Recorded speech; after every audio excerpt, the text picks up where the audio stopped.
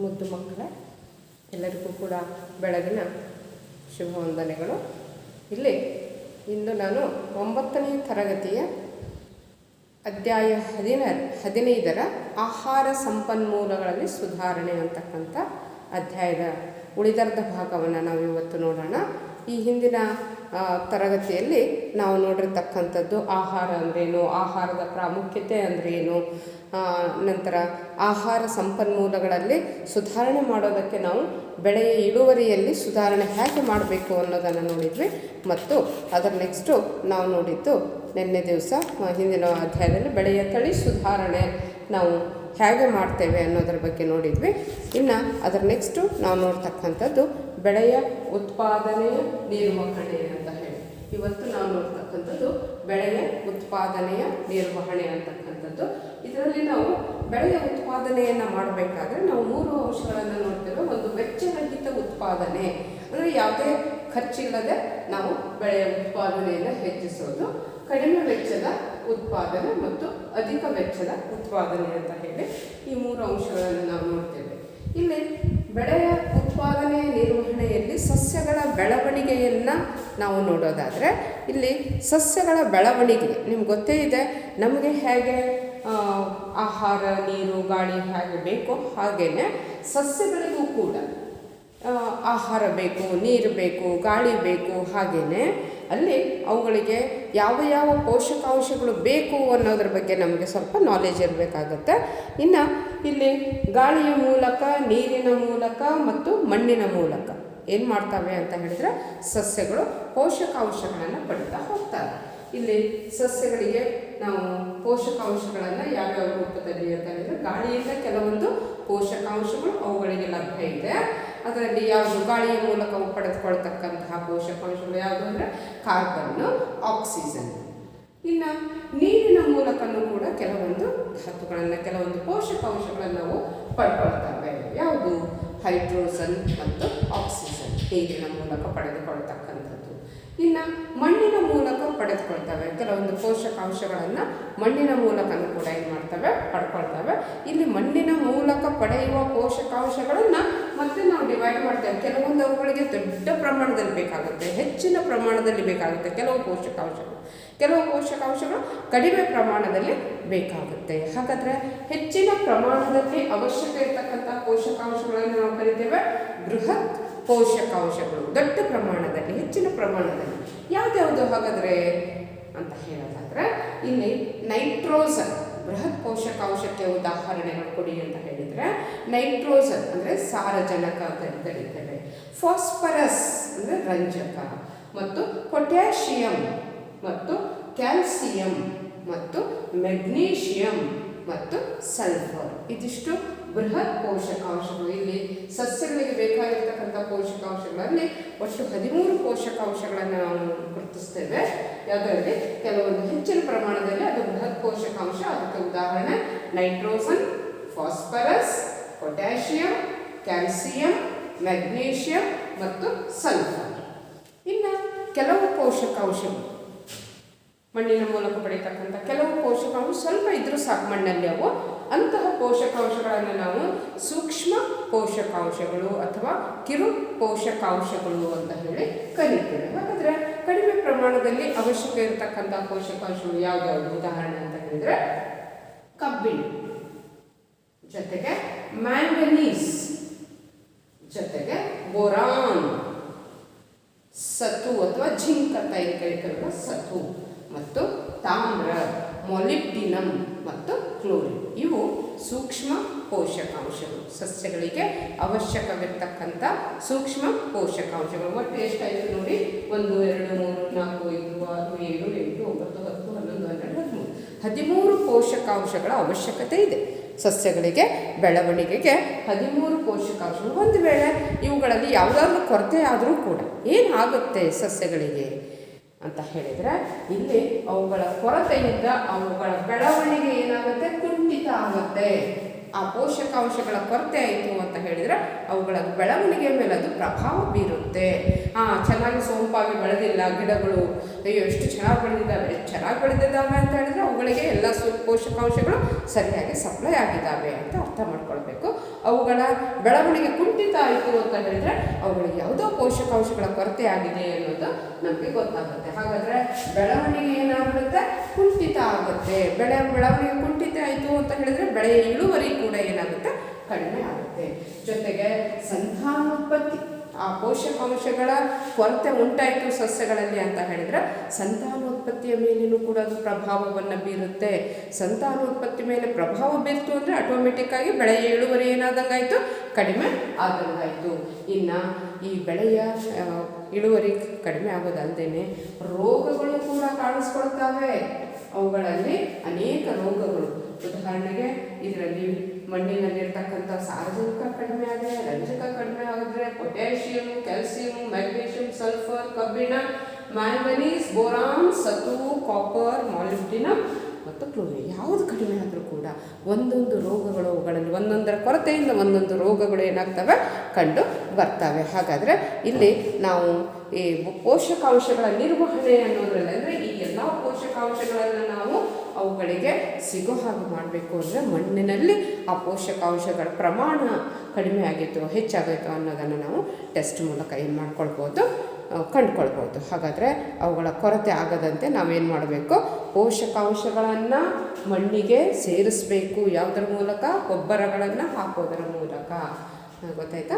S. ಹಾಗಾದರೆ ಇದಿಷ್ಟು ಯಾವುದಕ್ಕೆ ಸಂಬಂಧಪಟ್ಟ ಹಾಗೆ ಬೆಳೆಯ ಉತ್ಪಾದನೆಯ ನಿರ್ವಹಣೆಯಲ್ಲಿ ಪೋಷಕಾಂಶಗಳ ನಿರ್ವಹಣೆ ನಾವು ನೋಡ್ತಾ ಇರ್ತಕ್ಕಂಥದ್ದು ಏನಿದು, ಪೋಷಕಾಂಶಗಳ ನಿರ್ವಹಣೆ. ಯಾವ ಯಾವ ಪೋಷಕಾಂಶಗಳು ಸಸ್ಯಗಳಿಗೆ ಬೇಕು ಮತ್ತು ಅವುಗಳನ್ನು ನಾವು ಯಾವ ರೀತಿ ನಿರ್ವಹಣೆ ಮಾಡಬೇಕು, ಯಾವ ಪೋಷಕಾಂಶಗಳ ಅವಶ್ಯಕತೆ ಸಸ್ಯಗಳಿಗಿದೆ ಅನ್ನೋದನ್ನು ನೋಡಿದ್ವಿ. ಇನ್ನು ಅವುಗಳ ಮಣ್ಣಿನಲ್ಲಿ ಪೋಷಕಾಂಶಗಳನ್ನು ನಾವು ಇದು ಮಾಡಬೇಕು ಅಂದರೆ ಗೊಬ್ಬರ ಹಾಕಬೇಕು ಅಂತ ಹೇಳಿದ್ವಿ.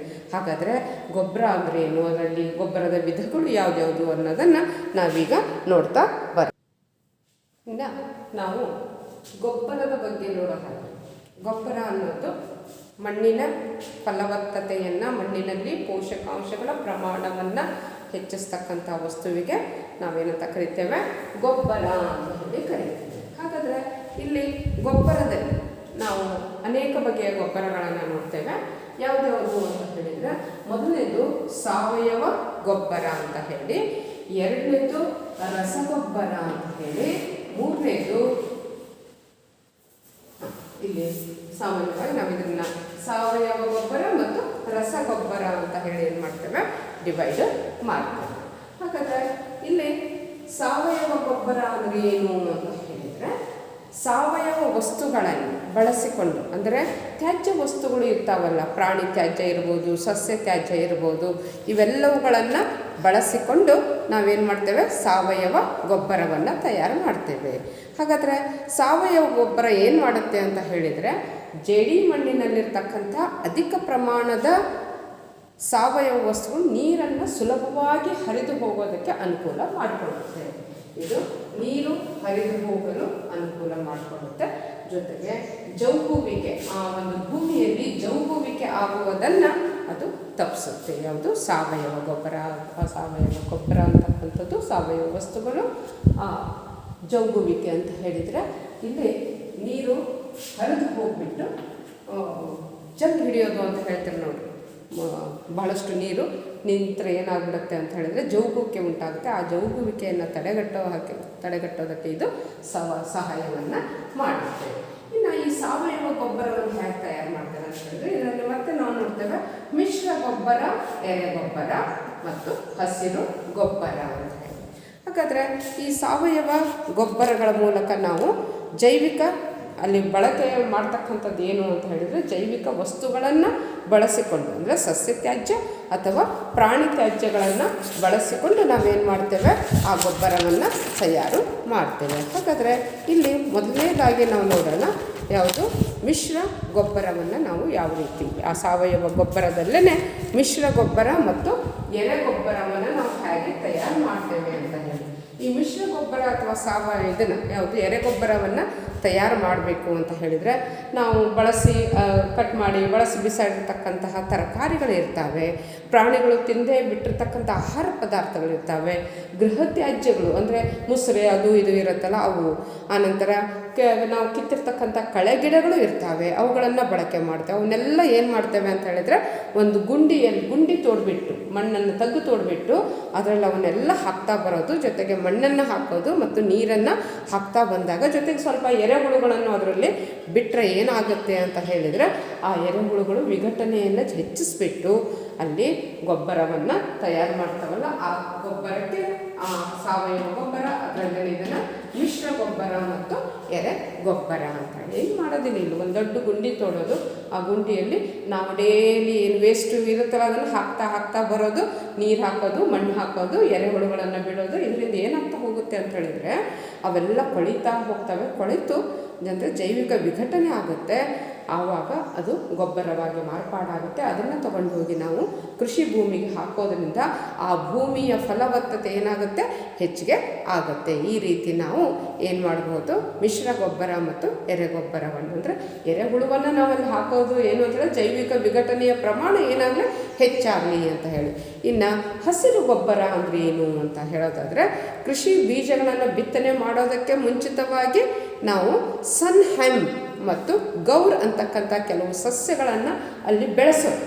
ಫಸ್ಟ್ ಬೆಳೆಸಿ ಆಮೇಲೆ ಏನು ಮಾಡೋದು, ಉಳುಮೆ ಮಾಡೋದು. ಆವಾಗ ಅದರಲ್ಲಿರ್ತಕ್ಕಂಥ ಆ ಒಂದು ಸನ್ಹೆಂಪ್ ಅಥವಾ ಗೌರ್ ಅಂತಕ್ಕಂಥ ಏನು ಇರ್ತಾವಲ್ಲ ಸಸ್ಯಗಳು, ಅವೇನಾಗ್ತವೆ ಅಂತ ಹೇಳಿದರೆ ಮಣ್ಣಲ್ಲಿ ಒಂದಾಗಿ ಏನಾಗುತ್ತೆ, ಮಣ್ಣಿನ ಫಲವತ್ತತೆ ಹೆಚ್ಚಾಗುತ್ತೆ. ಇದರಿಂದ ಮಣ್ಣಿನಲ್ಲಿ ನೈಟ್ರೋಜನ್ ಮತ್ತು ಫಾಸ್ಫರಸ್ ಪ್ರಮಾಣ, ಹಸಿರು ಗೊಬ್ಬರವನ್ನು ಬಳಕೆ ಮಾಡೋದ್ರಿಂದ ಮಣ್ಣಲ್ಲಿ ನೈಟ್ರೋಜನ್ ಮತ್ತು ಫಾಸ್ಫರಸ್ ಪ್ರಮಾಣ ಏನಾಗುತ್ತೆ, ಹೆಚ್ಚಾಗುತ್ತೆ. ಈ ರೀತಿಯಲ್ಲಿ ಗೊಬ್ಬರವನ್ನು ನಾವು ಕರಿತೇವೆ ಹಸಿರು ಗೊಬ್ಬರ ಅಂತ ಹೇಳಿ. ಅಂದರೆ ಬೀಜಗಳನ್ನು ನಾವು ಬಿತ್ತನೆ ಮಾಡೋಕ್ಕಿಂತ ಮುಂಚಿತವಾಗಿ ಇವುಗಳನ್ನು ಬೆಳೆಸ್ಬಿಡೋದು, ಆಮೇಲೆ ಏನು ಮಾಡೋದು, ಉಳುಮೆ ಮಾಡೋದು. ಆ ಮಣ್ಣಲ್ಲೇ ಅವು ಏನಾಗ್ತವೆ, ಒಂದಾಗ್ತವೆ. ಜೊತೆಗೆ ಮಣ್ಣಿನಲ್ಲಿ ಪೋಷಕಾಂಶದ ಪ್ರಮಾಣ ಏನಾಗುತ್ತೆ, ಹೆಚ್ಚಾಗುತ್ತೆ. ಯಾವುದ್ಯಾವುದು ನೈಟ್ರೋಜನ್ ಮತ್ತು ಫಾಸ್ಫರಸ್ನಂಥದ್ದು.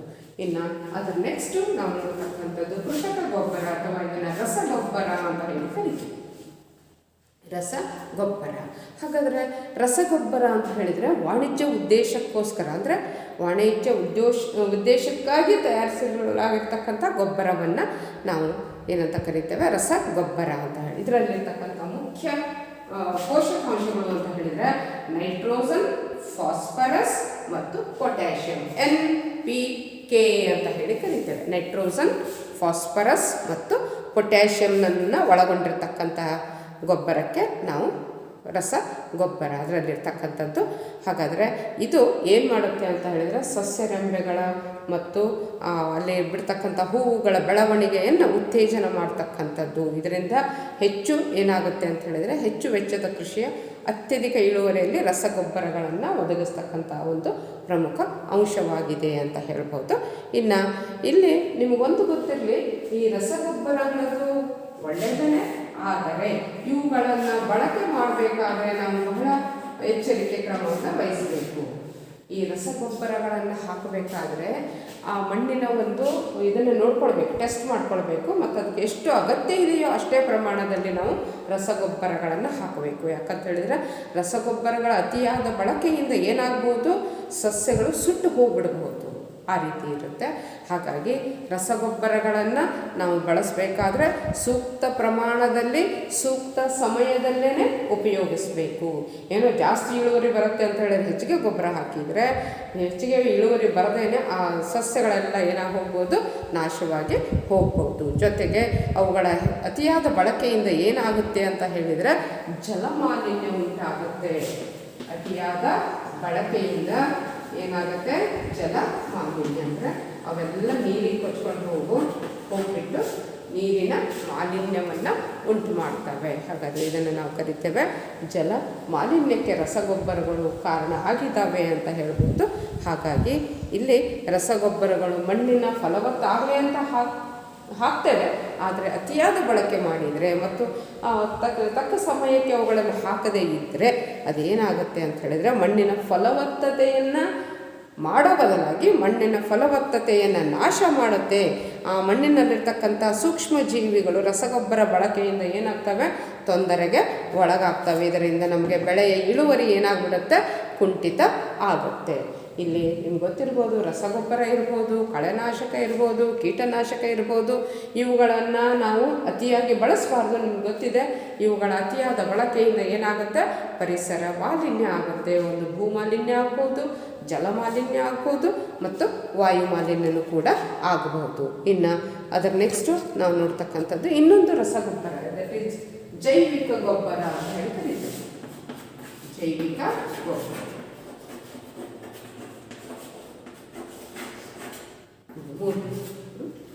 ಸಾವಯವ ಗೊಬ್ಬರ, ರಸಗೊಬ್ಬರ ಮತ್ತು ಜೈವಿಕ ಗೊಬ್ಬರ.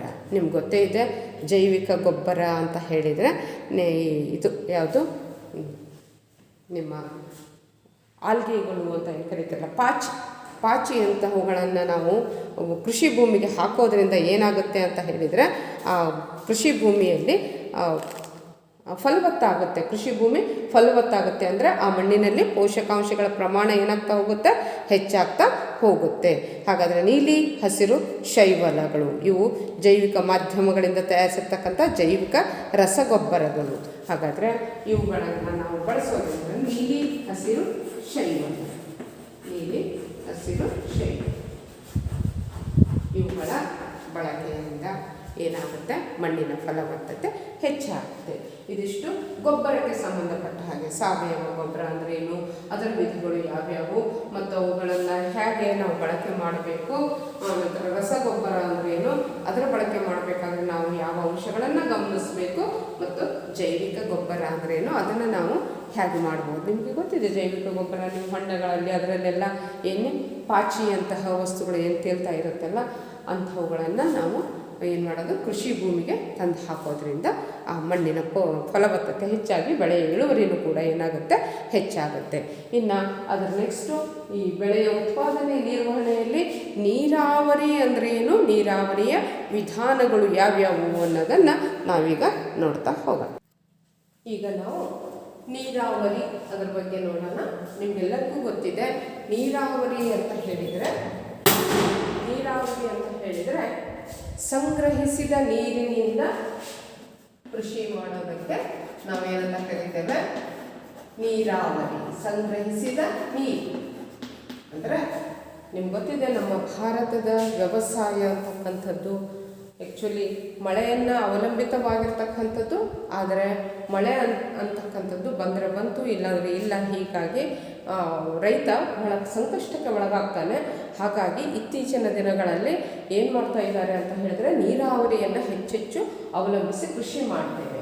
ಹಾಗಾದರೆ ನೀರಾವರಿ ಅಂತ ಹೇಳಿದರೆ ಸಂಗ್ರಹಿಸಿದ ನೀರಿನಿಂದ ವ್ಯವಸಾಯ ಮಾಡೋದಕ್ಕೆ ನಾವೇನಂತ ಕರಿತೇವೆ, ನೀರಾವರಿ ಪದ್ಧತಿ ಅಂತ ಹೇಳ್ತೇವೆ. ಹಾಗಾದರೆ ಯಾವ್ಯಾವ ವಿಧಗಳಿಂದ ನಾವು ನೀರನ್ನು ಸಂಗ್ರಹಿಸೋದು ಅಂತ ಹೇಳಿದರೆ, ಇಲ್ಲಿ ನಾವು ನೀರಾವರಿಯಲ್ಲಿ ಬಾವಿಗಳನ್ನು ಮತ್ತು ಕಾಲುವೆಗಳನ್ನು ಮತ್ತು ಏಕ ನೀರಾವರಿ ಮತ್ತು ಕೃಷಿ ಹೊಂಡಗಳ ನಿರ್ಮಾಣ, ಈ ಮೂಲಕ ಏನು ಮಾಡ್ಬೋದು ಅಂತ ಹೇಳಿದರೆ, ನಾವು ಮಳೆ ಇಲ್ಲದೆ ಇದ್ದರೂ ಕೂಡ ಬೆಳೆಗಳನ್ನು ತೆಗಿಬೋದು. ಹಾಗಾದರೆ ಬಾವಿಗಳಲ್ಲಿ ತೆರೆದ ಬಾವಿ ಮತ್ತು ಕೊಳವೆ ಬಾವಿ. ತೆರೆದ ಬಾವಿಗಳು ನಿಮ್ಗೆ ಗೊತ್ತೇ ಇದೆ, ಓಪನ್ ಆಗಿರ್ತಕ್ಕಂಥ ಬಾವಿಗಳು ಏನಿರ್ತಾವಲ್ಲ ಅವುಗಳನ್ನು ನಾವು ತೆರೆದ ಬಾವಿ ಅಂತ ಕರಿತೇವೆ. ಇನ್ನು ಕೊಳವೆ ಬಾವಿ ಅಂತ ಹೇಳಿದರೆ ಅಂತರ್ಜಲದಲ್ಲಿ ಇರ್ತಕ್ಕಂಥ, ಅಂದರೆ ಭೂಮಿಯನ್ನು ಕೊರೆದು ನಾವೇನು ಮಾಡ್ತೇವೆ, ನೀರನ್ನು ಹೊರಗೆ ತಗೊಂಡು ವ್ಯವಸಾಯ ಮಾಡ್ತೇವೆ. ಇದಕ್ಕೆ ಕೊಳವೆ ಬಾವಿ ಅಂತ ಹೇಳಿ ಕರೀತೇವೆ.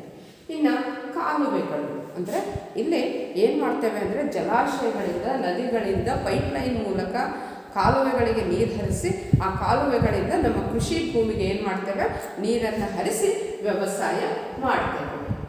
ಇನ್ನು ಏತ ನೀರಾವರಿ ಅಂದರೆ ನೇರವಾಗಿ ನದಿಗೆ ನೇರವಾಗಿ ಪಂಪ್ಸೆಟ್ಟನ್ನು ಅಳವಡಿಸಿಬಿಟ್ಟು ಅದರಿಂದ ನಾವೇನು ಮಾಡೋದು, ಕೃಷಿ ಮಾಡೋದಕ್ಕೆ ನಾವು ಕರಿತೇವೆ ಏತ ನೀರಾವರಿ.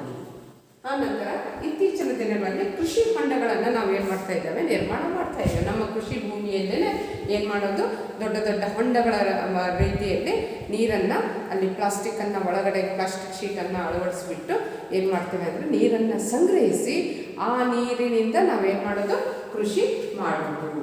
ಇಲ್ಲಿ ಸಣ್ಣ ಸಂಗ್ರಹವಾಗಿ ನಾವು ಜಲಾಶಯಗಳನ್ನು ನಿರ್ಮಾಣ ಅಂದರೆ ಸಣ್ಣ ಸಣ್ಣ ದೊಡ್ಡ ದೊಡ್ಡ ಗುಂಡಿಗಳನ್ನು ತೋಡ್ಬಿಟ್ಟು ಅಲ್ಲಿ ನೀರನ್ನು ಸಂಗ್ರಹಿಸಿರೋದು.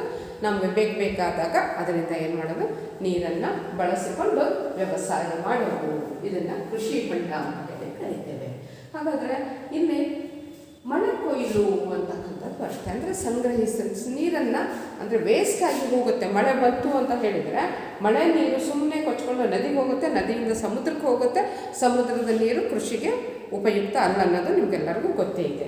ಹಾಗಾದರೆ ಆ ನೀರು ಸುಮ್ಮನೆ ವೇಸ್ಟಾಗಿ ಹೋಗಬಾರ್ದು. ಈಗ ನಮ್ಮ ಮನೆ ಮೇಲೆ ಬಿದ್ದಿರ್ತಕ್ಕಂಥದ್ದು, ಶಾಲೆಯ ಮೇಲೆ ಅಥವಾ ಆಸ್ಪತ್ರೆಗಳ ಮೇಲೆ ಅಂದರೆ ಮೇಲೆ ಇರ್ತಕ್ಕಂತಹ ನೀರು ಸುಮ್ಮನೆ ವೇಸ್ಟಾಗಿ ಹರಿದು ಹೋಗಬಾರ್ದು.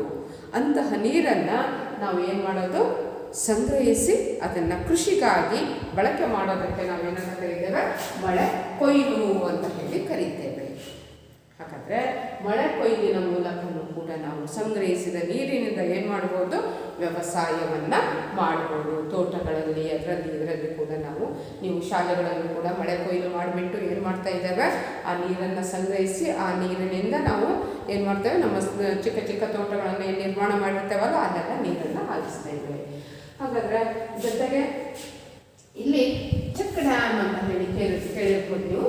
ಆ ಚೆಕ್ ಡ್ಯಾಮ್ ಅಂತಕ್ಕಂಥದ್ದು ನೀರು ತಡೆ ಜಲಾಶಯ ಅಂತ ಹೇಳಿ, ಅಂದರೆ ಸಣ್ಣ ಸಣ್ಣ ಜಲಾಶಯಗಳನ್ನು ಚೆಕ್ ಡ್ಯಾಮ್ಗಳನ್ನು ನಿರ್ಮಾಣ ಮಾಡಿ ಅಲ್ಲಿ ನೀರು ಸುಮ್ಮನೆ ವೇಸ್ಟಾಗಿ ಹರಿದು ಹೋಗಬಾರ್ದು ಅನ್ನೋ ರೀತಿಯಲ್ಲಿ ಅದನ್ನು ನೀರನ್ನು ನಿಲ್ಲಿಸ್ಬಿಟ್ಟು ಆ ನೀರನ್ನು ನಾವೇನು ಮಾಡೋದು, ಕೃಷಿ ಭೂಮಿಗೆ ಕೃಷಿಗಾಗಿ ಅದನ್ನು ಬಳಕೆ ಮಾಡಬಹುದು. ಈ ಚೆಕ್ ಡ್ಯಾಮ್ಗಳನ್ನು ನಿರ್ಮಾಣ ಮಾಡೋದ್ರಿಂದ ಏನಾಗುತ್ತೆ ಅಂದರೆ ಮಣ್ಣಿನ ಸವಕಳಿ ಕಡಿಮೆ ಆಗುತ್ತೆ, ಜೊತೆಗೆ ಸುಮ್ಮನೆ ನೀರು ಹರಿದು ಹೋಗೋದನ್ನು ನಾವು ತಡೆಗಟ್ಟಿದಂಗೆ ಆಗುತ್ತೆ. ಈ ರೀತಿಯಲ್ಲಿ ನಾವು ಏನು ಮಾಡ್ಬೋದು, ನೀರಾವರಿಯಲ್ಲಿ ಇವುಗಳನ್ನು ಬಳಕೆ ಮಾಡಿಕೊಂಡು ಬೆಳೆಯ ಇಳುವರಿಯನ್ನು ಏನು ಮಾಡ್ಕೋಬೋದು, ನಾವು ಹೆಚ್ಚಿಸ್ಬೋದು. ಬೆಳೆ ಆಹಾರ ಸಂಪನ್ಮೂಲಗಳಲ್ಲಿ ಸುಧಾರಣೆ ತರಬೇಕು ಅಂತ ಹೇಳಿದರೆ ನೀರಾವರಿನೂ ಕೂಡ ಅದರಲ್ಲಿ ಒಂದು ಪ್ರಮುಖ ಅಂಶ. ನಿಮಗೆಲ್ಲರಿಗೂ ಅರ್ಥ ಆಗಿದೆ ಅಂದ್ಕೊಂಡಿದ್ದೇನೆ. ನೀರಾವರಿ ಅಂತ ಹೇಳಿದರೆ ಸಂಗ್ರಹಿಸಿದ ನೀರಿನಿಂದ ವ್ಯವಸಾಯ ಮಾಡೋದು. ಮಳೆಯನ್ನು ನೆಚ್ಕೊಂಡಿರೋದಿಲ್ಲ ನಾವು, ಅಂದರೆ ಮಳೆ ಬಂದಾಗ ಏನು ವೇಸ್ಟ್ ನೀರು ಹರಿದು ಹೋಗುತ್ತಲ್ಲ ಆ ನೀರನ್ನು ತಡೆಗಟ್ಟಿಸ್ಬಿಟ್ಟು ಅದರಿಂದ ನಾವೇನು ಮಾಡೋದು, ಬೆಳೆಗಳನ್ನು ಬೆಳೆಯೋದು. ಅದು ಅಂತರ್ಜಲದ ಮೂಲಕ ಇರ್ಬೋದು, ಅಥವಾ ತೆರೆದ ಬಾವಿಗಳನ್ನು ನಿರ್ಮಾಣ ಮಾಡೋದ್ರ ಮೂಲಕ ಇರ್ಬೋದು, ಚೆಕ್ ಡ್ಯಾಮ್ಗಳನ್ನು ನಿರ್ಮಾಣ ಮಾಡೋದ್ರ ಮೂಲಕ ಇರ್ಬೋದು, ಅಥವಾ ಕಾಲುವೆಗಳನ್ನು ನಿರ್ಮಾಣ ಮಾಡಿ ಅದರ ಮೂಲಕ ಟೋಟಲಿ ಆ ನೀರನ್ನು ಬಳಸಿಕೊಂಡು ನಾವು ಸಂಗ್ರಹಿಸಿದ ನೀರನ್ನು ಬಳಸಿಕೊಂಡು ಏನು ಮಾಡ್ತೇವೆ, ವ್ಯವಸಾಯ ಮಾಡ್ತೇವೆ. ಹೀಗೆ ಆಹಾರ ಸಂಪನ್ಮೂಲಗಳಲ್ಲಿ ಅಂದರೆ ನಮ್ಮ ಮುಖ್ಯ ಉದ್ದೇಶ ಬೆಳೆಯ ಇಳುವರಿಯನ್ನು ಹೆಚ್ಚಿಸಿಬಿಟ್ಟು ಎಲ್ಲರಿಗೂ ಕೂಡ ನಾವು ಏನು ಸಿಗೋ ಹಾಗೆ ಮಾಡೋದು, ಆಹಾರ ಪದಾರ್ಥಗಳು ಯಥೇಚ್ಛವಾಗಿ ಸಿಗೋ ಹಾಗೆ ಮಾಡೋದು ನಮ್ಮ ಮುಖ್ಯ ಉದ್ದೇಶ ಆಗಿದೆ. ಇನ್ನು ನಾವು ಬೆಳೆಯ ಉತ್ಪಾದನೆಯ ನಿರ್ವಹಣೆಯಲ್ಲಿ ಈ ಎಲ್ಲ ಅಂಶಗಳನ್ನು ನಾವು ಗಮನಿಸಬೇಕು. ಯಾವುದ್ಯಾವುದು, ನೀರಾವರಿಯ ಬಗ್ಗೆ ಗಮನಿಸಿರಬೇಕು, ಮತ್ತು ರಸಗೊಬ್ಬರಗಳ ಬಗ್ಗೆ ಗೊತ್ತಿರಬೇಕು, ಮತ್ತು ಪೋಷಕಾಂಶಗಳ ನಿರ್ವಹಣೆಯ ಬಗ್ಗೆ ಗೊತ್ತಿರಬೇಕು. ಇದಿಷ್ಟು ಬೆಳೆಯ ಉತ್ಪಾದನೆಯ ನಿರ್ವಹಣೆಯಲ್ಲಿ. ಅದರ ನೆಕ್ಸ್ಟು ನಾವು ನೋಡ್ತಕ್ಕಂಥದ್ದು ಬೆಳೆಯ ಮಾದರಿ ಹಂಗಂದ್ರೆ ಏನು, ಮತ್ತು ಅದರಲ್ಲಿ ಬರ್ತಕ್ಕಂತಹ ವಿಧಾನಗಳು ಏನೇನು ಅನ್ನೋದನ್ನು ಈಗ ನೋಡೋಣ. ಈಗ ನಾವು ನೋಡ್ತಕ್ಕಂಥದ್ದು ಮೂರನೇ ಅಂಶ, ಬೆಳೆಯ ಮಾದರಿ. ಇಲ್ಲಿ ಎಂಥೆಂಥ ಬೆಳೆಗಳನ್ನು ನಾವು ಹೇಗೆ ಬಿತ್ತನೆ ಮಾಡಿ ಬಿತ್ತಿದರೆ ನಮಗೆ ಯಾವ ರೀತಿ ಲಾಭ ಆಗುತ್ತೆ, ಬೆಳೆ ಇಳುವರಿ ಹೇಗೆ ಹೆಚ್ಚಾಗುತ್ತೆ ಅನ್ನೋದನ್ನು ಹೇಳೋದಾದರೆ, ಇಲ್ಲಿ ಬೆಳೆಯ ಮಾದರಿಯಲ್ಲಿ 3 ವಿಧಾನಗಳನ್ನು ನಾವು ನೋಡ್ತೇವೆ. ಒಂದು ಮಿಶ್ರ ಬೆಳೆ, ಎರಡನೇದು ಅಂತರ್ ಬೇಸಾಯ, ಮೂರನೇದು ಸರದಿ ಬೆಳೆ ಅಂತ ಹೇಳಿ. ಹಾಗಾದರೆ ಮಿಶ್ರ ಬೆಳೆ ಅಂದರೆ ಏನು? ಹೆಸರು ಹೇಳೋ ಹಾಗೆ 2 ಅಥವಾ ಹೆಚ್ಚು ಬೆಳೆಗಳನ್ನು ನಾವು ಒಂದೇ ಸಮಯದಲ್ಲಿ ಒಂದೇ ಭೂಮಿಯಲ್ಲಿ ನಾವು ಬೆಳೆಗಳನ್ನು ಬೆಳೆಯೋದಕ್ಕೆ ಏನಂತ ಕರಿತೇವೆ, ಮಿಶ್ರ ಬೇಸಾಯ ಅಂತ ಹೇಳಿ ಕರಿತೇವೆ. ಹಾಗಾದರೆ ಮಿಶ್ರ ಬೇಸಾಯ ಅಥವಾ ಮಿಶ್ರ ಬೆಳೆಗೆ ಉದಾಹರಣೆಗಳನ್ನು ಕೊಡೋದಾದರೆ, ಗೋಧಿ ಜೊತೆಗೆ ಏನು ಮಾಡೋದು, ಕಡಲೆ ಹಾಕೋದು, ಅಥವಾ ಅದೇ ಗೋಧಿಯ ಜೊತೆಗೆ ಸಾಸಿವೆಯನ್ನು ಹಾಕೋದು, ಅಥವಾ ಸೂರ್ಯಕಾಂತಿ ಜೊತೆಗೆ ನೆಲಗಡಲೆ. ಅಂದರೆ ಒಂದೇ ಭೂಮಿಯಲ್ಲಿ ಒಂದೇ ವೇಳೆಯಲ್ಲಿ ಏನು ಮಾಡೋದು, ಒಂದಕ್ಕಿಂತ ಹೆಚ್ಚು ಬೆಳೆಗಳನ್ನು ಬೆಳೆಯೋದಕ್ಕೆ ನಾವೇನಂತ ಕರಿತೇವೆ, ಮಿಶ್ರ ಬೆಳೆ ಅಂತ ಹೇಳಿ ಕರಿತೇವೆ. ಹಾಗಾದರೆ ಇದರಿಂದ ಏನು ಪ್ರಯೋಜನ ಅಂತ ಹೇಳಿದರೆ, ಇದು ಆ ಬೆಳೆಯ ಇಳುವರಿಯನ್ನು ಹೆಚ್ಚಿಸೋದಕ್ಕೂ ಸಹಾಯ ಮಾಡುತ್ತೆ, ಕಡಿಮೆ ಅಪಾಯವನ್ನು ಅಲ್ಲಿ ನಾವು ನೋಡ್ತೇವೆ. ಜೊತೆಗೆ ಯಾವುದಾದ್ರೊಂದು ಬೆಳೆ ನಷ್ಟ ಆಯಿತು ಅಂದರೆ ಅದರ ವಿರುದ್ಧ ನಮಗೆ ಏನು ಮಾಡುತ್ತೆ, ಸ್ವಲ್ಪ ಮಟ್ಟಿಗಿನ ಆರ್ಥಿಕ ಅಭಿವೃದ್ಧಿ ಅಥವಾ ಭದ್ರತೆಯನ್ನು ಕೊಡೋದಕ್ಕೆ ಅದು ಸಹಾಯವನ್ನು ಮಾಡುತ್ತೆ. ಇದಕ್ಕೆ ನಾವೇನಂತ ಕರಿತೇವೆ, ಮಿಶ್ರ ಬೇಸಾಯ ಅಥವಾ ಮಿಶ್ರ ಬೆಳೆ ಅಂತ ಹೇಳಿ ಕರಿತೇವೆ. ಇನ್ನು ಅಂತರ್ ಬೇಸಾಯ ಅಂತ ಹೇಳಿದರೆ 2 ಅಥವಾ ಹೆಚ್ಚು ಬೆಳೆಗಳನ್ನು ಒಂದೇ ಸಮಯದಲ್ಲಿ ಒಂದೇ ಭೂಮಿಯಲ್ಲಿ ನಿರ್ದಿಷ್ಟ ಮಾದರಿಯಲ್ಲಿ ಬೆಳೆಯೋದಕ್ಕೆ, ಅಂದರೆ ಕೆಲವು ಅಡ್ಡ ಸಾಲುಗಳಲ್ಲಿ ನಾವು ಒಂದು ಬೆಳೆಯನ್ನು ಬೆಳೆದ್ರೆ ನಂತರದ ಅಡ್ಡ ಸಾಲಿನಲ್ಲಿ ಇನ್ನೊಂದು ಬಗೆಯ ಬೆಳೆಯನ್ನು ಏನು ಮಾಡೋದು, ಬೆಳೆಯೋದು. ಉದಾಹರಣೆಗೆ ಸೋಯಾಬೀನ್ ಜೊತೆಗೆ ಮೆಕ್ಕೆಜೋಳ ಹಾಕೋದು. ಸೋಯಾಬೀನ್ ಜೊತೆಗೆ ಏನು ಮಾಡೋದು, ಒಂದು ಸಾಲು ಸೋಯಾಬೀನು, ಒಂದು ಸಾಲು ಮೆಕ್ಕೆಜೋಳ. ಅದೇ ರೀತಿ ಒಂದು ಸಾಲು ಸಜ್ಜೆ ಹಾಕಿದರೆ ಇನ್ನೊಂದು ಸಾಲಿನಲ್ಲಿ ಏನು ಮಾಡೋದು, ಚಪ್ಪರದ ಅವರೆಯನ್ನು ಹಾಕೋದು. ಹೀಗೆ ಮಾಡೋದ್ರಿಂದ ಏನಾಗುತ್ತೆ ಅಂತ ಹೇಳಿದರೆ ಅಂದರೆ ಅವುಗಳಿಗೆ ಬೇರೆ ಬೇರೆ ಪೋಷಕಾಂಶಗಳ ಅವಶ್ಯಕತೆ ಇರುತ್ತೆ. ಆ ಬೆಳೆಗಳನ್ನು ನಾವಲ್ಲಿ ಆಯ್ಕೆ ಮಾಡಿಕೊಂಡು ಬೆಳಿತೇವೆ. ಇದು ಒದಗಿಸಿದ ಪೋಷಕಾಂಶಗಳು ಗರಿಷ್ಠ ಪ್ರಮಾಣದಲ್ಲಿ ಬಳಕೆಯಾಗೋದನ್ನು ಏನು ಮಾಡುತ್ತೆ, ನಿಶ್ಚಿತಗೊಳಿಸುತ್ತೆ. ಮತ್ತು ಕೀಟಗಳಿಂದ, ರೋಗಗಳಿಂದ, ಕೃಷಿ ಬಾಧೆ, ಕೃಷಿ ಭೂಮಿಯಲ್ಲಿ ಸೇರಿರ್ತಕ್ಕಂಥ ಒಂದು ಬೆಳೆಗೆ ಸೇರಿರ್ತಕ್ಕಂಥ ಎಲ್ಲ ಸಸ್ಯಗಳಿಗೆ ಹರಡೋದನ್ನು ಅದು ತಡೆಗಟ್ಟುತ್ತೆ. ಅಂದರೆ ಒಂದು ಯಾವುದೋ ಬೆಳೆಗೆ ಅಟ್ಯಾಕ್ ಮಾಡೋಕ್ಕೆ ಬಂದಿರತಕ್ಕಂಥದ್ದು ಇನ್ನೊಂದು ಸಸ್ಯಗಳು ಅಲ್ಲಿ ಇರ್ತಾವಲ್ಲ, ಹಾಗಾಗಿ 2 ಬೆಳೆಗಳ ಉತ್ತಮ ಇಳುವರಿಯನ್ನು ನಾವು ಅಲ್ಲಿ ನೋಡ್ತೇವೆ. ಅದರಿಂದ ಅಂತ ಬೇಸಾಯದಿಂದ. ಇನ್ನು ಸರದಿ ಬೆಳೆ ಅಂದರೆ ಒಂದು ತುಂಡು ಭೂಮಿಯಲ್ಲಿ ಅಂದರೆ ಅಥವಾ ಒಂದು ನೆಲದಲ್ಲಿ ಬೇರೆ ಬೇರೆ ಬೆಳೆಗಳನ್ನು, ಅಂದರೆ ನಾವು ಈ ವರ್ಷ ಈ ಸಮಯದಲ್ಲಿ ಏಕದಳ ಧಾನ್ಯಗಳನ್ನು ಬೆಳೆದಿದ್ದೆ ಆದರೆ ಮುಂದಿನ ಇದರಲ್ಲಿ ದ್ವಿದಳ ಧಾನ್ಯಗಳನ್ನು ಏನು ಮಾಡೋದು, ಬೆಳೆಯೋದು. ಇದಕ್ಕೆ ನಾವೇನಂತ ಕರಿತೇವೆ, ಸರದಿ ಬೆಳೆ. ಅಂದರೆ ಒಂದು ಟೈಮ್ನಲ್ಲಿ, ಒಂದು ಕಾಲದಲ್ಲಿ ನಾವು ಏಕದಳ ಧಾನ್ಯಗಳನ್ನು ಬಿತ್ತನೆ ಮಾಡಿದ್ವಿ ಅಂತ ಹೇಳಿದ್ರೆ ಮುಂದಿನ ಇದರಿಂದ ತೆಗೆದಾದ್ಮೇಲೆ ಏನು ಹಾಕ್ತೇವೆ, ದ್ವಿದಳ ಧಾನ್ಯಗಳನ್ನು ಏನು ಮಾಡೋದು, ಬಿತ್ತನೆ ಮಾಡೋದು. ಇದಕ್ಕೆ ನಾವು ಕರಿತೇವೆ ಸರದಿ ಬೇಸಾಯ ಅಂತ ಹೇಳಿ. ಇಲ್ಲಿ ಏನಾಗುತ್ತೆ ಅಂತ ಹೇಳಿದರೆ, ಸರದಿ ಬೇಸಾಯವನ್ನು ನಾವು ಮಾಡೋದ್ರಿಂದ ಏನಾಗುತ್ತೆ ಅಂತ ಹೇಳಿದರೆ ಅಲ್ಲಿ ಪೋಷಕಾಂಶಗಳು, ಅಂದರೆ ಈಗ ಮಣ್ಣಿಗೆ ಬೇಕಾಗಿರ್ತಕ್ಕಂಥ ಪೋಷಕಾಂಶಗಳು ಏನಾಗ್ತವೆ, ಭರ್ತಿಯಾಗ್ತಾ ಹೋಗ್ತವೆ. ಹೀಗಾಗಿ ಈ ಒಂದು ಬೆಳೆಯ ಮಾದರಿಗಳನ್ನು ನಾವು ಈ ಒಂದು ಪದ್ಧತಿಯಲ್ಲಿ ಬೆಳೆಯೋದ್ರಿಂದ ಏನಾಗುತ್ತೆ ಅಂತ ಹೇಳಿದರೆ ಆಹಾರದ ಸಂಪನ್ಮೂಲಗಳಲ್ಲಿ ಸುಧಾರಣೆ, ಅಂದರೆ ಬೆಳೆಯ ಇಳುವರಿ ಏನಾದಂಗಾಗುತ್ತೆ, ಹೆಚ್ಚಿಗೆ ಮಾಡಿದಂಗೆ ಆಗುತ್ತೆ. ಈ ಎಲ್ಲ ಅಂಶಗಳನ್ನು ನಾವು ಗಮನಿಸಬೇಕು. ಅದರ ನೆಕ್ಸ್ಟು ನಾವು ಬೆಳೆಯ ರಕ್ಷಣೆ, ಬೆಳೆಯ ಮಾದರಿಗಳ ಬಗ್ಗೆ ತಿಳ್ಕೊಂಡ್ರೆ ಇನ್ನು ಬೆಳೆಯ ರಕ್ಷಣೆಯನ್ನು ನಾವು ಹೇಗೆ ಮಾಡಬೇಕು. ಹಾಗಾದರೆ ನಾವೀಗ ಬೆಳೆಯ ರಕ್ಷಣೆ, ನಾವಿಷ್ಟೆಲ್ಲ ಈಗ ಗೊಬ್ಬರ ಹಾಕಿದ್ವಿ, ನೀರಾವರಿ ಬಳಕೆ ಮಾಡಿದ್ವಿ, ನಂತರ ಅನೇಕ ವಿಧಾನಗಳನ್ನು ಬಳಸ್ಕೊಂಡು ಬೆಳೆಗಳನ್ನು ಬೆಳೆದ್ವಿ, ಎಲ್ಲ ಆಯಿತು, ನಮ್ಗೆ ಒಳ್ಳೆಯ ಇಳುವರಿ ಬಂತು. ಆದರೆ ಅಲ್ಲಿ ನಿಮ್ಗೆ ಗೊತ್ತಿರ್ಬೋದು, ಬೆಳೆಯ ರಕ್ಷಣೆ ಆಗಬೇಕು. ನಮ್ಮ ಬೆಳೆದಿರ್ತಕ್ಕಂತಹ ಬೆಳೆಯ ರಕ್ಷಣೆ ಆಗಬೇಕು ಅಂತ ಹೇಳಿದರೆ ಇಲ್ಲಿ ನಮಗೆ 3 ಇದನ್ನು ನಾವು ನೋಡ್ತೇವೆ, ಕಳೆಗಳು, ಕೀಟಗಳು, ರೋಗಗಳು. ಹಾಗಾದರೆ ಇಲ್ಲಿ ಬೆಳೆಯ ರಕ್ಷಣೆಯನ್ನು ನಾವು ಮಾಡಬೇಕಾದ್ರೆ ನಿಮಗೆ ಗೊತ್ತೇ ಇದೆ, ಕಳೆ ಅಂತ ಹೇಳಿದರೆ ನಾವು ಬೆಳೆಯತಕ್ಕಂಥ ಸಸ್ಯಗಳ ನಡುವೆ ಬೆಳೆಯುವ ಅನಪೇಕ್ಷಿತ ಸಸ್ಯಗಳಿಗೆ ನಾವೇನಂತ ಕರಿತೇವೆ, ಕಳೆ ಅಂತ ಹೇಳಿ ಕರಿತೇವೆ. ಉದಾಹರಣೆಗೆ ನಾವು ಇವತ್ತು ಜೋಳ ಬೆಳೆದಿದ್ದೇವೆ ಅಂತ ಅಂದ್ಕೊಂಡ್ರೆ ಆಗ ನಮಗೆ ಜೋಳ ಬೇಕು. ಜೋಳವನ್ನು ಪಡೆಯೋಕ್ಕೋಸ್ಕರ ನಾವು ಜೋಳವನ್ನು ಬಿತ್ತನೆ ಮಾಡಿದ್ದೇವೆ. ಆ ಜೋಳದ ಬೆಳೆಗಳ ನಡುವೆ ಅನೇಕ ಬಗೆಯ ಹುಲ್ಲು, ಕಸ, ಕಡ್ಡಿ ಏನಿರುತ್ತಲ್ಲ, ಅದು ಅನಪೇಕ್ಷಿತ ಸಸ್ಯ, ನಮಗೆ ಬೇಡವಾದ ಸಸ್ಯ. ಅದು ನಾವು ಹಾಕಿರ್ತಕ್ಕಂಥ ರಸಗೊಬ್ಬರವನ್ನು ಹೀರ್ಕೊಳ್ಳುತ್ತೆ, ನೀರನ್ನು ಹೀರ್ಕೊಳ್ಳುತ್ತೆ, ಎಲ್ಲ ಪೋಷಕಾಂಶಗಳನ್ನು ಹೀರ್ಕೊಂಡ್ಬಿಡುತ್ತೆ. ನಾವು ಕೊಟ್ಟಿರೋದು ಯಾರಿಗೆ, ಜೋಳದ ಬೆಳೆ. ಹಾಗಾದರೆ ಈ ಕಳೆ ಅಂತಕ್ಕಂಥದ್ದು ಅನಪೇಕ್ಷಿತವಾಗಿರ್ತಕ್ಕಂಥದ್ದು, ನಮ್ಮ ಬೆಳೆಯ ಇಳುವರಿಯನ್ನು ಕಡಿಮೆ ಮಾಡ್ತಕ್ಕಂಥದ್ದು, ಅದನ್ನು ನಾವು ನಾಶ ಮಾಡಬೇಕಾಗಿದೆ. ಹಾಗಾದರೆ ಆ ಕಳೆಗಳನ್ನು ನಾಶ ಮಾಡೋಕ್ಕೋಸ್ಕರ ನಾವು ಕಳೆ ನಾಶಕಗಳನ್ನು ಬಳಸಬೇಕಾಗಿದೆ. ಬೆಳೆಯ ರಕ್ಷಣೆಗೋಸ್ಕರ ಕಳೆಗಳನ್ನು ನಾವು, ನಿಮ್ಗೆ ಗೊತ್ತಿರ್ಬೋದು, ನಮಗೆ ಬೇಡವಾದ ಕಾಂಗ್ರೆಸ್ ಕಳೆ ಅಂತ ಕರಿತೇವೆ ಅಥವಾ ಪಾರ್ಥೇನಿಯಮ್ ಅಂತ ಕರಿತೇವೆ. ಝ್ಯಾಂಥಿಯಮ್ ಅನ್ನೋದು ಸೈಪರಿನಸ್ ರೊಟೆಂಡಸ್ ಅಂತಕ್ಕಂಥದ್ದು, ಇವೆಲ್ಲವೂ ಕಳೆಗಳು. ಈ ಕಳೆಗಳು ಏನು ಮಾಡ್ತವೆ, ನಾವು ಹಾಕಿರ್ತಕ್ಕಂತಹ ಸಸ್ಯಗಳಿಗೆ ಕೊಟ್ಟಿರ್ತಕ್ಕಂತಹ ನೀರು, ರಸಗೊಬ್ಬರ ಎಲ್ಲವನ್ನು ಕೂಡ ಹೀರ್ಕೊಂಡು ಏನು ಮಾಡ್ತವೆ, ಅವುಗಳಿಗೋಸ್ಕರ ಅದನ್ನು ಎಳ್ಕೊಂಡ್ಬಿಡ್ತವೆ. ಹಾಗಾಗಿ ಅದರ ಪ್ರಮಾಣ ಮಣ್ಣಿನಲ್ಲಿ ಕಡಿಮೆ ಆಗುತ್ತೆ. ಹಾಗಾದರೆ ಅಂಥವುಗಳನ್ನು ನಾವು ಏನು ಮಾಡಬೇಕು ಅಂತ ಹೇಳಿದರೆ ಕಳೆ ನಾಶಕಗಳನ್ನು ಬಳಸ್ಕೊಂಡು ಆ ಕಳೆಗಳನ್ನು ನಿವಾರಣೆ ಮಾಡ್ಬೋದು.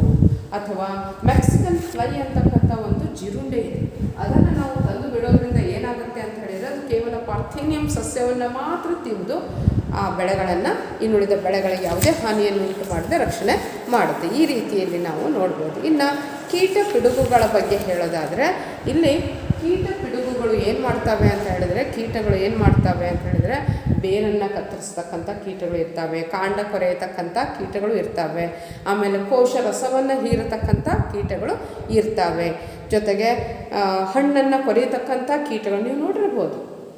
ಕಾಯಿ ಕೊರಕ ಅಂತ ಕರಿತೇವೆ. ಈ ಹತ್ತಿಗೆಲ್ಲ ಕಾಯಿ ಕೊರಕ ಹುಳ ಬಂದು ಏನು ಮಾಡುತ್ತೆ ಅಂತ ಹೇಳಿದ್ರೆ ಒಳಗಿನ ಇದನ್ನೆಲ್ಲ ತಿರುಳನ್ನೆಲ್ಲ ತಿಂದು ಹಾಕಿಬಿಡುತ್ತೆ. ಹಾಗಾಗಿ ಬೆಳೆಯ ಇಳುವರಿ ಕಡಿಮೆ ಆಗಿಬಿಡುತ್ತೆ. ಹಾಗಾದರೆ ನಾವು ಕೀಟನಾಶಕಗಳನ್ನು ಸಿಂಪರಣೆ ಮಾಡೋದರ ಮೂಲಕ ಕೀಟಗಳಿಂದ ಏನು ಮಾಡ್ಬೋದು, ರಕ್ಷಣೆ ಮಾಡ್ಬೋದು. ಇನ್ನು ರೋಗಗಳು ನಿಮ್ಗೆ ಗೊತ್ತಿದೆ, ಬ್ಯಾಕ್ಟೀರಿಯಾ, ಶಿಲೀಂಧ್ರ ಮತ್ತು ವೈರಸ್ಗಳಿಂದ ನಮ್ಮ ಹಾಗೆ ರೋಗಗಳು ಬರ್ತಾವೋ ಹಾಗೆ ಬ್ಯಾಕ್ಟೀರಿಯಾ ಕೂಡ ಸಸ್ಯಗಳಲ್ಲಿ ರೋಗಗಳನ್ನು ಉಂಟು ಮಾಡುತ್ತೆ, ವೈರಸ್ಗಳು ಕೂಡ ರೋಗಗಳನ್ನು ಉಂಟು ಮಾಡ್ತವೆ, ಮತ್ತು ಶಿಲೀಂಧ್ರಗಳು ಕೂಡ ಏನು ಮಾಡ್ತವೆ, ರೋಗಗಳನ್ನು ಉಂಟು ಮಾಡ್ತವೆ. ಇದರಿಂದ ಬೆಳೆಯ ಇಳುವರಿ ಏನಾಗೋಗುತ್ತೆ, ಕಡಿಮೆ ಆಗ್ತಾ ಹೋಗುತ್ತೆ. ಹಾಗಾದರೆ ಇಲ್ಲಿ ನಾವು ಕೀಟನಾಶಕಗಳನ್ನು ಬಳಸುವ ಮೂಲಕ ಅವುಗಳನ್ನು ಏನು ಮಾಡ್ಬೋದು, ಕಂಟ್ರೋಲಿಗೆ ತರಬಹುದು. ನಮ್ಗೆ ಗೊತ್ತಿರ್ಬೋದು, ಬೀಜಗಳನ್ನು ಬಿತ್ತನೆ ಮಾಡೋಕ್ಕಿಂತ ಮುಂಚೆನೂ ಕೂಡ ನಾವು ಬೀಜಗಳನ್ನು ಸಂಸ್ಕರಿಸಬೇಕು. ಯಾಕಂತ ಹೇಳಿದರೆ, ಇಲ್ಲ ಅಂದರೆ ಆ ರೋಗ ಪೀಡಿತ ಬೀಜಗಳು ಇತ್ತು ಅಂತ ಹೇಳಿದರೆ ಬೆಳೆಯ ಇಳುವರಿ ಏನಾಗಿ ಹೋಗುತ್ತೆ, ಕಡಿಮೆಯಾಗಿ ಹೋಗುತ್ತೆ. ಈ ರೀತಿ ನಾವು ಏನು ಮಾಡ್ಬೋದು. ಜೊತೆಗೆ ಕಳೆಗಳನ್ನು ಕೈಯಿಂದ ಕೀಳುವುದರ ಮೂಲಕನೂ ಕೂಡ ನಾವು ಯಾಂತ್ರಿಕ ವಿಧಾನದಿಂದ ಅವುಗಳನ್ನು ಕೀಳುವುದರ ಮೂಲಕನೂ ಕೂಡ ಏನು ಮಾಡ್ಬೋದು, ನಾವು ಕಳೆಗಳನ್ನು ನಿವಾರಣೆ ಮಾಡಬಹುದು. ಇನ್ನು ಬೆಳೆಸರದಿ ವಿಧಾನಗಳನ್ನು ಬಳಸುವುದರ ಮೂಲಕ ರೋಗಗಳನ್ನು ಹತೋಟಿಯಲ್ಲಿ ತರಬಹುದು. ಈ ರೀತಿ ನಾವು ಏನು ಮಾಡ್ಬೋದು, ಬೆಳೆಯ ರಕ್ಷಣೆಯನ್ನು ಮಾಡ್ಬೋದು. ಇನ್ನು ಕೊನೆಯದಾಗಿ ಇಲ್ಲಿ ನಾವು ಧಾನ್ಯಗಳ ಸಂಗ್ರಹಣೆ ಅಥವಾ ಶೇಖರಣೆಯನ್ನು ಇಲ್ಲಿ ಹೋಗೋಣ. ಇಲ್ಲಿ ನಾವೆಲ್ಲ ಆಯಿತು, ಬೆಳೆ ಇವೆಲ್ಲದರಿಂದ ರಕ್ಷಣೆ ಮಾಡಿಕೊಂಡು ಚೆನ್ನಾಗಿ ಬೆಳೆ ಬಂತು. ಇನ್ನು ಆ ಬೆಳೆಗಳನ್ನು ನಾವೇನು ಮಾಡಬೇಕು, ಬೆಳೆಗಳನ್ನು ಮಾರಿ ಆರ್ಥಿಕ ಅಭಿವೃದ್ಧಿ ಪಡಿಬೇಕು. ಆದರೆ ಅದಕ್ಕಿಂತ ಮುಂಚೆ ಅವುಗಳನ್ನು ತಕ್ಷಣ ನಾವು ಮಾರೋಕ್ಕಾಗೋದಿಲ್ಲ. ಅವುಗಳನ್ನು ಏನು ಮಾಡಬೇಕು, ಸಂಗ್ರಹಿಸಿ ಇಡಬೇಕಾಗುತ್ತೆ. ಚೆನ್ನಾಗಿ ರೇಟ್ ಬಂದ ತಕ್ಷಣ ಮಾರಬೇಕಾಗುತ್ತೆ. ಆ ಟೈಮ್ನಲ್ಲಿ ನಾವು ಧಾನ್ಯಗಳನ್ನು ಸಂಗ್ರಹಣೆ ಮಾಡಬೇಕಾದ್ರೂ ಕೂಡ ಅವುಗಳನ್ನು ಹಾಳು ಮಾಡೋದಕ್ಕೆ ಕಾಯ್ತಾ ಇರ್ತವೆ. ಅನೇಕ ಕೀಟಗಳು ಧಾನ್ಯಗಳನ್ನು ಹಾಳು ಮಾಡ್ತವೆ, ಅನೇಕ ದಂಶಕಗಳು ಹಾಳು ಮಾಡ್ತವೆ. ಜೊತೆಗೆ ವಾತಾವರಣದ ತೇವಾಂಶವನ್ನು ಕೂಡ ಆಹಾರ ಧಾನ್ಯಗಳು ಹಾಳು ಮಾಡೋದಕ್ಕೆ ಅಥವಾ ಕೆಟ್ಟು ಹೋಗೋದಕ್ಕೆ ಕಾರಣ ಆಗ್ಬೋದು, ಅಥವಾ ವಾತಾವರಣದ ಉಷ್ಣತೆಯೂ ಕೂಡ ಏನು ಮಾಡಬಹುದು, ಅವುಗಳು ಕೆಡೋದಕ್ಕೆ ಕಾರಣ ಆಗ್ಬೋದು. ಹಾಗಾದರೆ ಧಾನ್ಯಗಳ ಸಂಗ್ರಹಣೆ ಮಾಡಬೇಕಾದ್ರೆ ಬೇರೆ ಬೇರೆ ಇದಕ್ಕೆ ಬೇರೆ ಬೇರೆ ವಿಧಾನಗಳನ್ನು ನಾವು ಬಳಸಬೇಕಾಗುತ್ತೆ. ಹಣ್ಣುಗಳ ಸಂಗ್ರಹಣೆ ಮಾಡೋದಕ್ಕೆ ಬೇರೆ ವಿಧಾನ, ನಂತರ ಏಕದಳ ದ್ವಿದಳ ಧಾನ್ಯಗಳ ಸಂಗ್ರಹಣೆ ಮಾಡೋದಕ್ಕೆ ಬೇರೆ ವಿಧಾನ, ಹೀಗೆ ಹಲವಾರು ವಿಧಾನಗಳ ಮೂಲಕ ನಾವು ಏನು ಮಾಡ್ಬೋದು, ಧಾನ್ಯಗಳ ಸಂಗ್ರಹಣೆ. ಸಾಮಾನ್ಯವಾಗಿ ಸೂರ್ಯನ ಬಿಸಿಲಿಗೆ ಧಾನ್ಯಗಳನ್ನು ಒಣಗಿಸುವುದರ ಮೂಲಕ ನಾವೇನು ಮಾಡ್ಬೋದು, ರಕ್ಷಣೆ ಮಾಡ್ಬೋದು. ಜೊತೆಗೆ ಇಲ್ಲಿ ಧೂಮನಾಶಕಗಳು ಅಂತ ಬರ್ತವೆ, ನೀವು ಕೇಳಿರ್ಬೋದು, ಟ್ಯೂಬ್ ಟ್ಯಾಬ್ಲೆಟ್ಸ್ ಅಂತ ಹೇಳಿ ನಾವು ಜೋಳ ಅದರಲ್ಲೆಲ್ಲ ಹಾಕಿರ್ತೇವೆ ನೋಡಿ, ಅಂಥವುಗಳನ್ನು ಹಾಕೋದ್ರ ಮೂಲಕನೂ ಕೂಡ ಧೂಮಗಳನ್ನು, ಅಂದರೆ ರಾಸಾಯನಿಕ ಧೂಮಗಳು, ಹೊಗೆಯನ್ನು ಹಾಯಿಸೋದರ ಮೂಲಕ ನಾವೇನು ಮಾಡ್ಬೋದು, ಇವುಗಳನ್ನು ಧಾನ್ಯಗಳನ್ನು ಸಂಗ್ರಹಣೆ ಮಾಡ್ಬೋದು. ಈ ಎಲ್ಲ ವಿಧಾನಗಳನ್ನು ನಾವು ಮಾಡುವುದರ ಮೂಲಕ ಏನು ಮಾಡ್ಬೋದು, ಬೆಳೆಯ ರಕ್ಷಣೆಯನ್ನು ಮಾಡಿಬಿಟ್ಟು ಆಹಾರದ ಇಳುವರಿಯನ್ನು, ಬೆಳೆಯ ಇಳುವರಿಯನ್ನು ಏನು ಮಾಡ್ಬೋದು, ಹೆಚ್ಚಿಸ್ಬೋದು. ಹಾಗಾದರೆ ಇದಿಷ್ಟು ಸಸ್ಯಗಳ ಇಳುವರಿಯನ್ನು ಅಥವಾ ಬೆಳೆಯ ಇಳುವರಿಯನ್ನು ಹೆಚ್ಚಿಸೋದಕ್ಕೆ ನಾವು ಮಾಡ್ತಕ್ಕಂಥದ್ದು. ಮುಂದಿನ ತರಗತಿಯಲ್ಲಿ ನಾವು ಆಹಾರ ಧಾನ್ಯಗಳನ್ನು ಪಶುಗಳಿಂದಲೂ ಕೂಡ ಪಡಿತೇವೆ. ಆ ಪಶು ಸಂಗೋಪನೆ ಅಂದ್ರೇನು, ಮೀನುಗಾರಿಕೆ ಮಾಡೋದಂದ್ರೇನು, ಪೌಲ್ಟ್ರಿ ಪಕ್ಷಿಗಳನ್ನು ಸಾಕೋದು ಅಂದ್ರೇನು, ಅವುಗಳನ್ನು ಯಾಕೆ ಮಾಡಬೇಕು, ಅದರಿಂದ ನಮ್ಗೆ ಏನೇನು ಸಿಗುತ್ತೆ, ಮತ್ತು ಅವುಗಳನ್ನು ಕೂಡ ನಾವು ಯಾವ ರೀತಿಯಲ್ಲಿ ಅವುಗಳ ಇಳುವರಿಯನ್ನು ಹೆಚ್ಚಿಸಬಹುದು ಅನ್ನೋದನ್ನು ಮುಂದಿನ ತರಗತಿಯಲ್ಲಿ ನೋಡೋಣ.